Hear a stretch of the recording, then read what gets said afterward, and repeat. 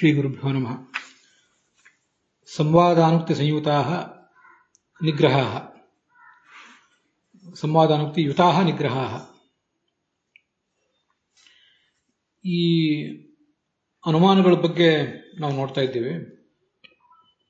ವಾದ ವಿವಾದಗಳನ್ನು ಮಾಡುವಾಗ ಅಥವಾ ನಮ್ಮಲ್ಲೇ ತತ್ವಜ್ಞಾನಕ್ಕಾಗಿ ಏನಾದರೂ ಮಥನ ನಡೆದಾಗ ಅಲ್ಲಿ ಹಿಂದೆ ನಾವು ವಿರೋಧ, ಅಸಂಗತಿ, ನ್ಯೂನತಾ ಮತ್ತು ಆಧಿಕ್ಯ ಅನ್ನುವ 4 ದೋಷಗಳನ್ನು ನೋಡಿದ್ದೇವೆ. ಅದರ ಜೊತೆಗೆ ಸಂವಾದ ಮತ್ತು ಅನುಕ್ತಿ ಅಂತ 2 ದೋಷಗಳನ್ನು ಕೂಡ ಸೇರಿಸಿದ್ರೆ ಒಟ್ಟು 6 ನಿಗ್ರಹ ಸ್ಥಾನಗಳಾಗ್ತವೆ. ನಿಗ್ರಹ ಅಂತಿದೆ ನೋಡಿ. ನಿಗ್ರಹ ಅಂದ್ರೆ ಸೋಲು ಅಂತ ಅರ್ಥ. ನಿಗ್ರಹ ಸ್ಥಾನ ಅಂದ್ರೆ ಸೋಲಿಗೆ ಕಾರಣವಾದ ಪಾಯಿಂಟ್ ಅಂತ ಅರ್ಥ. ನಿಗ್ರಹ ಅಂದ್ರೆ ಇನ್ನೊಬ್ಬ ವ್ಯಕ್ತಿಯನ್ನು ನಾವು ಸೋಲಿಸಬಹುದು, ಅಥವಾ ಒಂದು ವಿಷಯದ ಕುರಿತಾಗಿ ನಮ್ಮಲ್ಲೇ ಮಥನ ನಡೆದಾಗ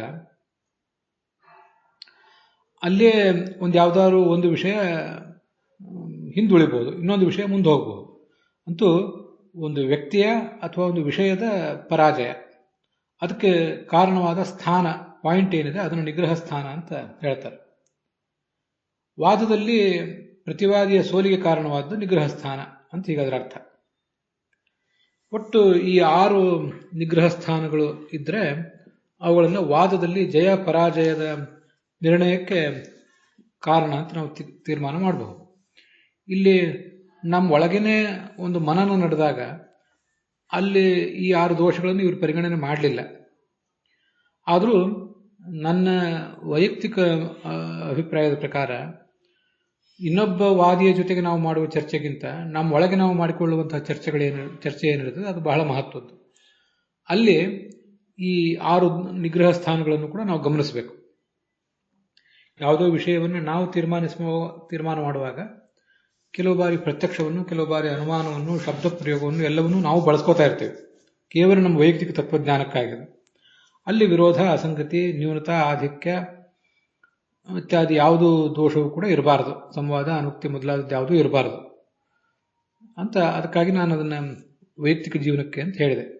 ಆದರೂ ಈ ಇನ್ನೊಬ್ಬರ ಜೊತೆಗೆ ನಾವು ವಾದ ಮಾಡುವಾಗಲೇ ಇವು ಹೆಚ್ಚು ಸಂಬಂಧಪಡ್ತವೆ.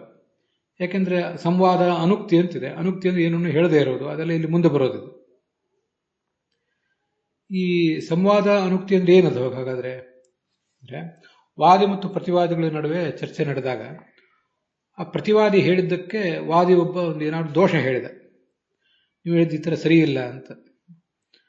ಆ ಪ್ರತಿವಾದಿಗೆ ತನ್ನ ದೋಷಗಳನ್ನು ಪರಿಹಾರ ಮಾಡಿಕೊಳ್ಳಿಕ್ಕೆ ಆಗದೇನೆ ಅವನು ಸುಮ್ಮನೆ ಆಗಿಬಿಟ್ರೆ ಅದನ್ನ ಅನುಕ್ತಿ ಅಂತ ಹೇಳ್ತಾರೆ.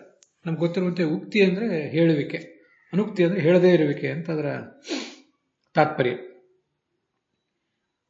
ಕೆಲವು ಸರಿ ಮೌನ ಅಂತ ಏನಿದೆ, ಆ ಮೌನ ಅಂತ ಅನ್ನೋದು ಪರಾಜಯಕ್ಕೆ ಅಥವಾ ಸಮ್ಮತಿಗೆ ಸೂಚಕ ಆಗ್ತದೆ.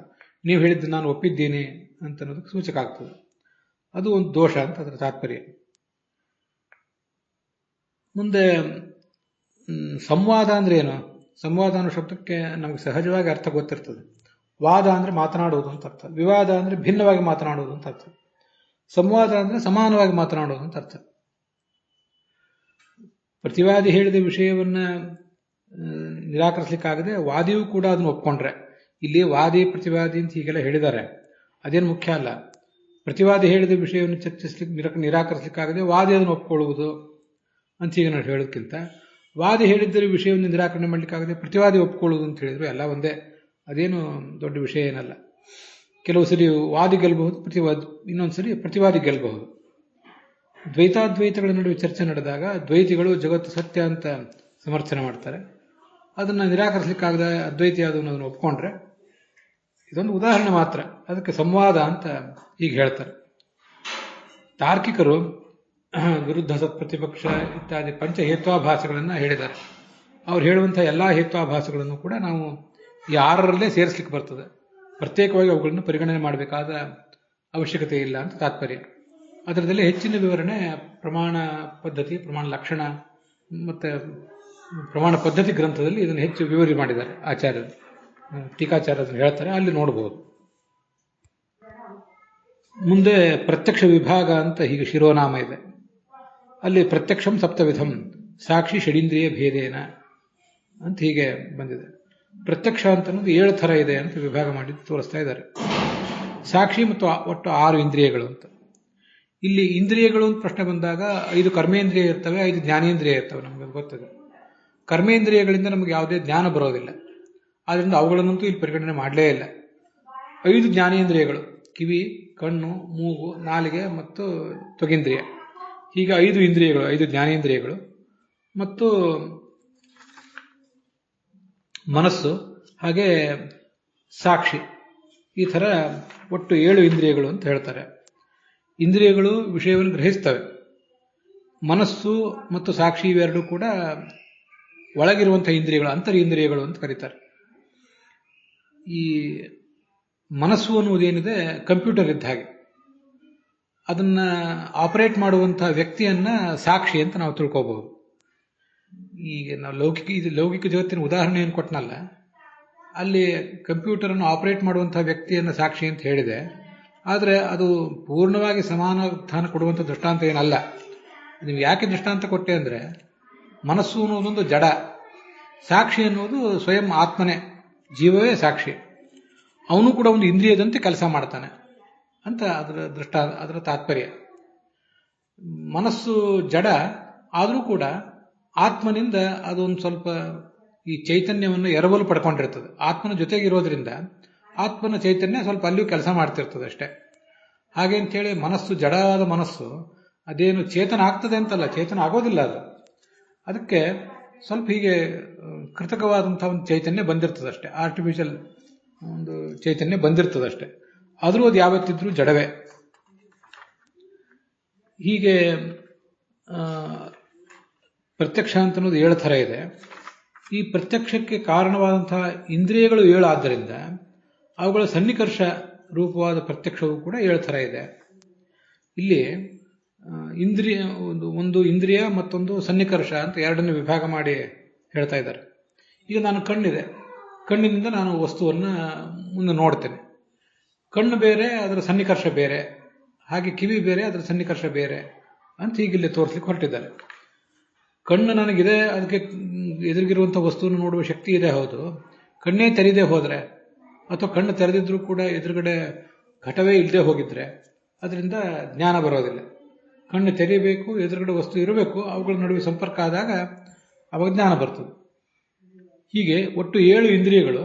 ಆ 7 ಇಂದ್ರಿಯಗಳು ಮತ್ತು ಅವುಗಳಿಗೂ ವಸ್ತುವಿಗೂ ಆಗತಕ್ಕಂಥ ಸಂಪರ್ಕ, ಅದನ್ನೇ ಸನ್ನಿಕರ್ಷ ಅಂತ ಹೇಳೋದು. ಸನ್ನಿಕರ್ಷ ರೂಪವಾದ ಪ್ರತ್ಯಕ್ಷವು ಕೂಡ 7 ಥರ ಇದೆ ಅಂತ ಅದರ ತಾತ್ಪರ್ಯ.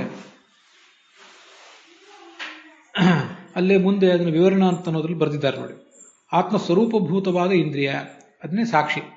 ಆತ್ಮವೇ ಒಂದು ಇಂದ್ರಿಯ. ಇದು ನಮಗೆ ಆತ್ಮವೇ ಒಂದು ಇಂದ್ರಿಯ, ಅದು ಕೂಡ ವಿಷಯವನ್ನ ಗ್ರಹಿಸ್ತದೆ ಅಂತ ಅನ್ನೋದನ್ನ ನಮಗೆ ಈಗಿನ ಹಂತದಲ್ಲಿ, ನಮಗೀಗ ಆತ್ಮನ ಹೆಚ್ಚೇನು ಪರಿಚಯ ಇಲ್ಲ, ಸುಮ್ಮನೆ ನಾನು ಅಂತ ಇಷ್ಟೇ ಪರಿಚಯ. ಆತ್ಮನ ಮೂಲಭೂತವಾದ ಶಕ್ತಿ ಏನು ಅನ್ನೋದ್ರ ಬಗ್ಗೆ ನಮಗೆ ಗೊತ್ತೇ ಇಲ್ಲ ಈಗ. ಅಂತೂ ಆತ್ಮಕ್ಕೂ ಕೂಡ ಸುಖ, ದುಃಖ, ಮತ್ತೆ ಕಾಲ, ಆಕಾಶ, ನಾನು, ಸೆಲ್ಫ್ ಮತ್ತೆ ಪರಮಾತ್ಮ ಇತ್ಯಾದಿಗಳನ್ನೆಲ್ಲ ಗ್ರಹಿಸುವಂಥ ಶಕ್ತಿ ಇದೆ. ಅದೇ ಮುಖ್ಯವಾದಂಥ ಇಂದ್ರಿಯ. ಅದಕ್ಕಿಂತ ಭಿನ್ನವಾದ ಇಂದ್ರಿಯ ಅಂದರೆ ಮನಸ್ಸು ಮೊದಲಾದದ್ದು. ಅದನ್ನಲ್ಲಿ ಬರೆದಿದ್ದಾರೆ ನೋಡಿ. ಆತ್ಮ ಸ್ವರೂಪವಾದ ಇಂದ್ರಿಯವೇ ಸಾಕ್ಷಿ, ಸ್ವಯಂ ಜ್ಞಾನ ರೂಪ ಅದು, ಅದೇ ಒಂದು ಜ್ಞಾನ ಸ್ವರೂಪ. ಅದು ಸುಖ, ದುಃಖ ಮೊದಲಾದವುಗಳನ್ನು ಗ್ರಹಿಸ್ತದೆ, ಕಾಲ ದಿಕ್ಕುಗಳನ್ನು ಗ್ರಹಿಸ್ತದೆ. ಇನ್ನು ಆತ್ಮಸ್ವರೂಪ ಅಲ್ಲದೇ ಇರುವಂಥ ಭಿನ್ನವಾದ ಇಂದ್ರಿಯಗಳು ಅಂದರೆ ಯಾವುದು? ಕಣ್ಣು, ಕಿವಿ ಇತ್ಯಾದಿ ಮತ್ತು ಮನಸ್ಸು. ಇವೆಲ್ಲವೂ ಕೂಡ ಆತ್ಮಸ್ವರೂಪಕ್ಕಿಂತ ಭಿನ್ನವಾದ ಇಂದ್ರಿಯಗಳು. ಅದರಲ್ಲಿ ಮೊದಲ 5 ಏನಿದೆ ಅವೆಲ್ಲ ಬಾಹ್ಯೇಂದ್ರಿಯಗಳು. ಮನಸ್ಸು ಒಳಗಡೆ ಇರುವಂಥದ್ದು, ಅದಕ್ಕೆ ಅದನ್ನು ಅಂತರಿಂದ್ರಿಯ ಅಂತಾರೆ. ಸಾಕ್ಷಿ ಅಂತ ಅನ್ನೋದು ಇವೆಲ್ಲದಕ್ಕೂ ಕೂಡ ಯಜಮಾನ ಇದ್ದ ಹಾಗೆ. ಇಲ್ಲಿ ನಾವು ಸ್ವಲ್ಪ ಹಿಂದೆ ನೋಡಿದ್ದೀವಿ ಇದನ್ನು. ಈ ಪ್ರತ್ಯಕ್ಷ ಅಂತ ಅನ್ನೋದು ಈಶನ ಪ್ರತ್ಯಕ್ಷ ಅಂದರೆ ಪರಮಾತ್ಮನ ಪ್ರತ್ಯಕ್ಷ, ಲಕ್ಷ್ಮೀ ಪ್ರತ್ಯಕ್ಷ, ಯೋಗಿ ಪ್ರತ್ಯಕ್ಷ, ಅಯೋಗಿ ಪ್ರತ್ಯಕ್ಷ ಅಂತ. ಅದು ಇನ್ನೊಂದು ಪ್ರತ್ಯಕ್ಷ ಅನ್ನೋದು ಯಾರಿಗೆ ಸಂಬಂಧಪಟ್ಟದ್ದು ಅನ್ನೋ ರೀತಿಯಿಂದ ನಾವು ಹಿಂದೊಂದ್ಸರಿ ಅದನ್ನು ನೋಡಿದ್ದೇವೆ. ಈಗಿಲ್ಲಿ ನೋಡ್ತಿರುವುದು ಪ್ರತ್ಯಕ್ಷದ ಸೋರ್ಸ್, ಕಿವಿ, ಮೂಗು, ನಾಲಿಗೆ, ಕಣ್ಣು ಇತ್ಯಾದಿಗಳು. ಅದರ ಆಧಾರದಲ್ಲಿ ವಿಭಾಗ ಈಗ ನೋಡಿದ್ದೀವಿ. ಯಾರಿಗೆ ಸಂಬಂಧಪಟ್ಟ ಪ್ರತ್ಯಕ್ಷ ಅನ್ನೋ ದೃಷ್ಟಿಯಿಂದ ಹಿಂದೆ ನೋಡಿದ್ದೀವಿ. ಅದರಲ್ಲಿ ಲಕ್ಷ್ಮೀದೇವಿಗೆ ಮತ್ತು ಪರಮಾತ್ಮನಿಗೆ ಸ್ವರೂಪೇಂದ್ರಿಯ ಮಾತ್ರ ಇರ್ತದೆ. ಅವರಿಗೆ ಜಡವಾದಂಥ ಮನಸ್ಸು ಅನ್ನೋದು ಇರೋದೇ ಇಲ್ಲ. ಗೊತ್ತಿಲ್ಲ. ಅವ್ರು ಯಾವತ್ತೂ ಕೂಡ ರುಕ್ಮಿಣಿ, ಕೃಷ್ಣ, ಸೀತೆ, ರಾಮ ಇತ್ಯಾದಿ ರೂಪದಿಂದ ಅವತಾರ ಮಾಡಿ ಬಂದಾಗಲೂ ಕೂಡ ಅವರಿಗೆ ಜಡವಾದಂಥ ಇಂದ್ರಿಯ ಅಂತ ಅನ್ನೋದು ಇರುವುದೇ ಇಲ್ಲ. ಹಾಗೆ ಜಡವಾದಂಥ ಮನಸ್ಸು ಕೂಡ ಅವರಿಗಿರೋದಿಲ್ಲ. ಸ್ವರೂಪೇಂದ್ರಿಯ ಮಾತ್ರ ಇರ್ತದೆ. ಆದ್ದರಿಂದ ಅವರ ಪ್ರತ್ಯಕ್ಷ ಅನ್ನೋದು ಸ್ವರೂಪೇಂದ್ರಿಯ ಸನ್ನಿಕರ್ಷ ರೂಪ ಮಾತ್ರ ಆಗಿದೆ.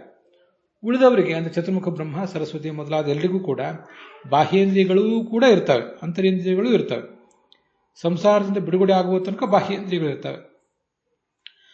ಅದನ್ನೇ ಮೋಕ್ಷ ಪರ್ಯಂತವಾಗಿ ಅಂತ ಅಲ್ಲಿ ಬರೆದಿದ್ದಾರೆ.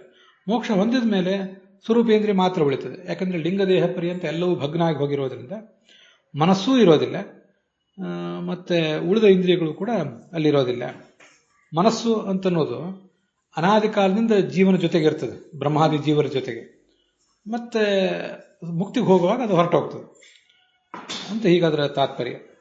ಯೋಗಿಗಳೇನು ಮಾಡ್ತಾರೆ, ಅವರ ಬಾಹ್ಯೇಂದ್ರಿಯಕ್ಕೂ ಕೂಡ, ಕಣ್ಣು, ಕಿವಿ ಇತ್ಯಾದಿ ಬಾಹ್ಯೇಂದ್ರಿಯಗಳಿಗೂ ಕೂಡ ಯಾವುದೋ ದೇಶ, ಯಾವುದೋ ಕಾಲದಲ್ಲಿರುವಂತಹ ವಸ್ತುವನ್ನೆಲ್ಲ ನೋಡುವ ಶಕ್ತಿ ಇರ್ತದೆ. ಯೋಗ ಪ್ರಭಾವದಿಂದ ಆ ಶಕ್ತಿ ಬಂದಿರ್ತದೆ ಅಂತ ನಾವು ಹಿಂದೆ ಅದನ್ನು ನೋಡಿದ್ದೇವೆ. ಅಲ್ಲಿಗೆ ಈ ಭಾಗ ಸಮಾಪ್ತ ಆಗಿದೆ.